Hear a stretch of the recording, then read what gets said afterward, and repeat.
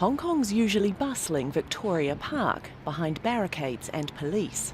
For years it's been the scene of candlelit vigils to remember those killed in the 1989 Tiananmen Square massacre.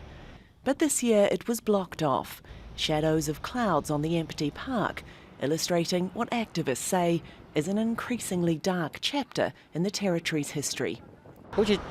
Freedom is starting to decline. The freedom in Hong Kong, including freedom of expression, freedom of action, all of them are weakened. Everyone is remaining silent because they are terrified of getting arrested.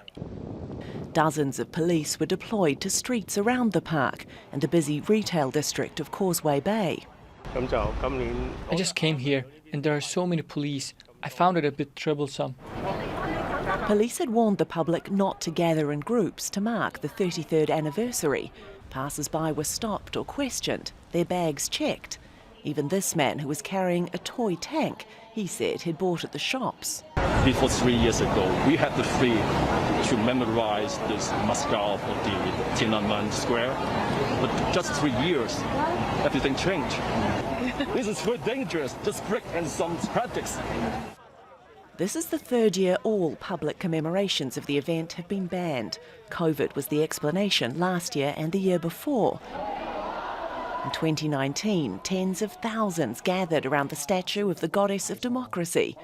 She was built as a copy of this, erected in Tiananmen Square by pro-democracy protesters in 1989.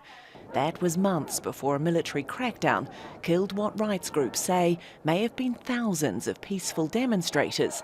Chinese officials say 300 died. The footage of a lone protester standing in front of a line of tanks became one of the most powerful symbols of the late 20th century.